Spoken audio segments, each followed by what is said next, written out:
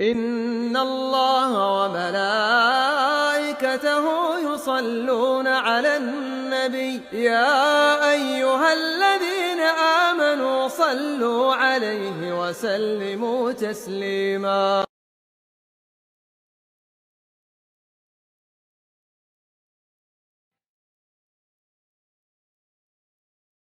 Adapun kami pada hakikatnya mengikuti salaf juga, karena kami mengambil pendapat Imam Malik, Imam Ahmad, dan imam-imam yang lainnya. Akan tapi perkataan atau produk ijtihad mereka tidak kami telan langsung, akan tapi kita melihat situasi dan kondisi yang ada. Bagaimanakah pernyataan ini saja? Jazakallah khair. Adapun perkataan dia bahwa kami pun mengikuti ya salaf dalam artian pendapat Imam Abu Hanifah, Imam Syafi'i, dan yang lainnya, kita katakan bahwa mengikuti pendapat imam itu harus mengikuti juga tata cara bagaimana mereka memahami dalil. Ya, yang pertama bahwa mereka hanya fanatik kepada Al-Quran dan Sunnah tatkala terjadi perselisihan. Dan ini yang diwasiatkan oleh para ulama seperti Imam Syafi'i sendiri. Yang kedua, ya, mereka melarang taklid buta terhadap dirinya. Sampai Imam Syafi'i berkata, ya, "Idza wajadtum fi kitabi ma yukhalifu qala Rasul, fal qawlu ma qala Rasul fala tuqalliduni."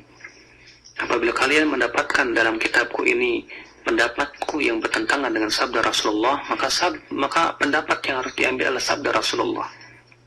Jangan kamu taklid kepadaku. Yang ketiga, bahwa ya, semua imam empat ini bersepakat untuk rujuk kepada para sahabat. Makanya pujian mereka terhadap para sahabat ya masyhur, terutama Imam Syafi'i. Imam Syafi'i berkata ketika memuji para sahabat, ya, wa ara'uhum lana Ahmad wa aula bina min ara'ina indana li anfusina. Pendapat para sahabat itu buat kita lebih terpuji dan lebih layak kita ikuti daripada ra'yu kita sendiri-sendiri. Maka Imam Syafi'i mengatakan pendapat sahabat lebih terpuji. Iya, sementara yang kita dapati kebanyakan mereka taklid dan tidak mau keluar dari mazhab Syafi'i dengan klaim mereka. Iya, bahkan terkadang mengada-ngada itu mazhab Syafi'i padahal itu bukan sama sekali daripada ya, pendapat Imam Syafi'i rahimahullah. Ya, ini ikhwatul Islam, makanya harus kita lihat bagaimana tata cara beragama para imam yang empat ini. Ya, yang kelima atau yang keempat, bahwa para imam yang empat ini dalam masalah akidah satu. Tidak ada perbedaan. Walaupun ada Abu Hanifah berbeda dalam masalah ya amal itu tidak termasuk dari iman, dari pendapat kesalahan beliau. Wa illa kalau kita perhatikan akidah Imam Ahmad, Imam Syafi'i, Imam Malik tidak ada perbedaan sama sekali. Kenyataannya mereka banyak menyelisihi. Iya. Seperti mereka tidak mau mengakui akan adanya Allah bersama yang di atas arasy.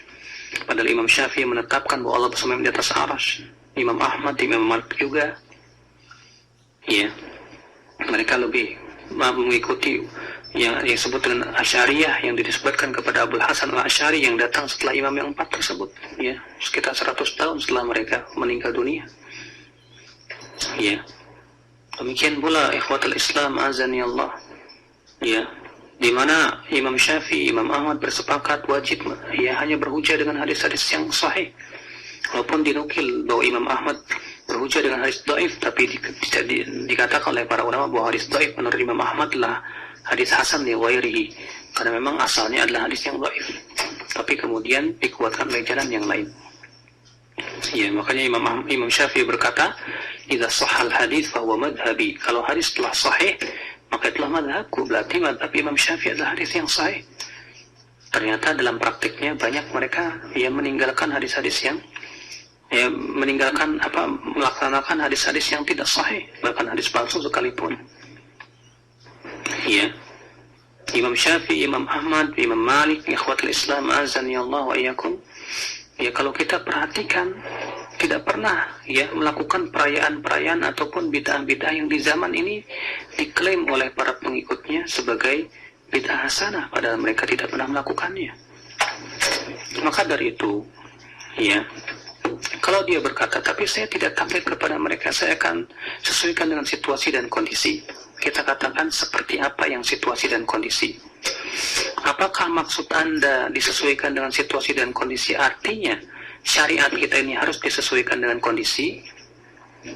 Maka ini jelas sebuah perkataan yang sangat berbahaya. Bagaimana syariat Islam hendak dijadikan harus sesuai dengan kondisi adat istiadat dan yang lainnya. Mungkin orang akan berkata, ya dulu jilbab masih wajib, sekarang sudah tidak wajib karena kondisinya susah. Ya para perempuan sudah emansipasi. Mungkin dia akan berkata, akhirnya seenak dewek mengotak-ngatik Islam dengan alasan sudah tidak sesuai dengan kondisi. Padahal Islam itu selalu relevan dan sesuai dengan situasi dan kondisi.